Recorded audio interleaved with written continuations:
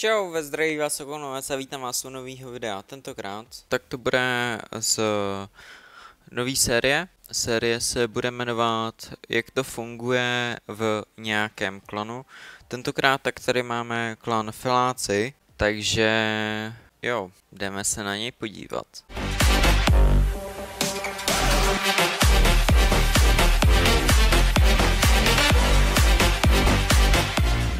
Ještě před začátkem tady toho videa bych vám chtěl říct, že byste měli dát odběr a like, po případě pokud se vám bude tady to video líbit, a taky abych tvořil další takovýhle podobný videa. Dost mi to pomůže a uvidím, že vás tady ta série bude bavit, takže budu natáčet i další díle. Jinak tahle série tak bude zaměřena pro klany na CZSK scéně a bude to vlastně povídání o tady těch klanech, jak se tam dá dostat, jak fungují ty týmy, jestli mají nějaký sociální sítě, nějaká klanová aktivita, klan battle, klan vory. Pak se s nima spojíme a tady to nám všecko povykládají v hovorech a nakonec si dáme zhodnocení a ještě před zhodnocením tak si dáme rozhovor s hráčem z klanu, který je tam jako už díl. Takže tady to bude dost zajímavý, tak se pohodlně usaďte a začínáme. Takže máme tady klan Feláci. Tady ten klan vypadá docela hezky, všichni mají tam tady tu profilovku až na pár hráčů, což je jako logický, ne všichni prostě jsou takový a to znám já. Tady ten klan tak má Silver 4, minulý sezóny nehrál, takže je novější a už má 21 000 XP, takže to je docela dost dobrý. Winrate má skoro 60%, což je dost slušný. A jo, jinak ranky tak to budou silveři, Gold 3, Gold 1, Gold 1, Silver 4, Silver 2, Gold 3,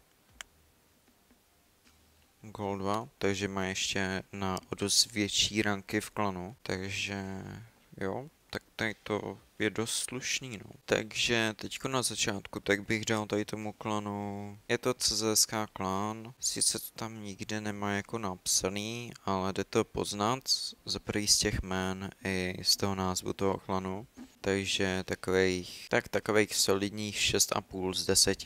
Takže jo, jdeme se spojit s lídrem a uvidíme, jak to bude všecko probíhat, když se ho budu ptát na otázky. Tak jo, jdeme na to. Ahoj. Dobrý večer. Takže mám na vás teda pár otázek. První otázka je ohledně vašeho náboru. Co jako normální hráči potřebují k tomu, abyste je jako vzali? Tak mít aspoň Silver 2. Mhm. A něco v tom jako byl umět, nějak jakoby zvuky a takhle. Dobře, takže když by měl hráč nižší rank než Silver 2, tak je nějaká možnost, abyste ho vzali? No, třeba mě aspoň porazit.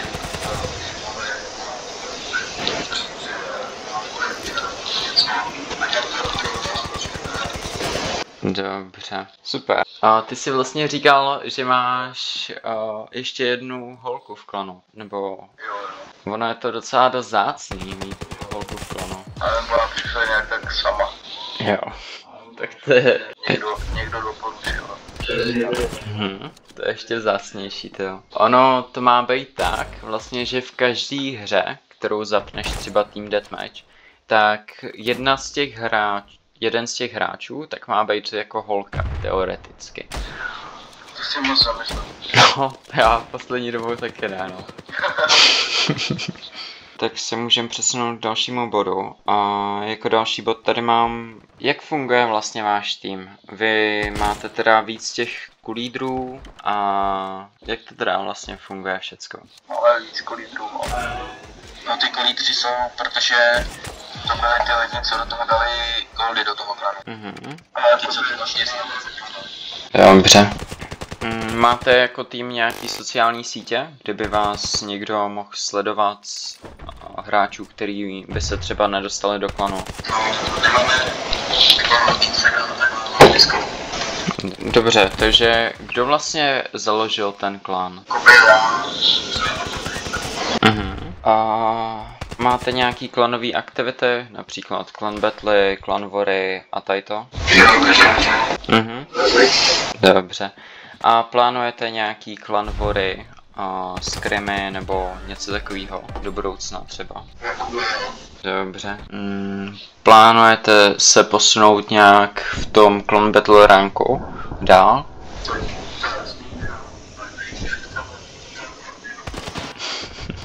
A něco víc reálného na CZSK scéně?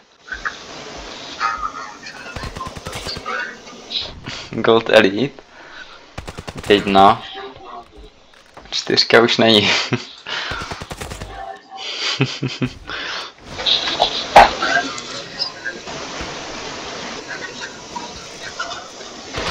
Jo, tak to je reálný. Tak tady to je asi všecko, takže vám děkuju moc za odpovědi na otázky a dobře, tak já vám budu držet palce a uvidíme se kdy příště. Ahoj. Tak jo, dobrý. Dobře, takže teď se můžeme posunout na voice s hráčem. Mám na tebe jenom tamto jednu otázku. A to je vlastně, jaký je tvůj názor na tady ten klan, ve kterém seš?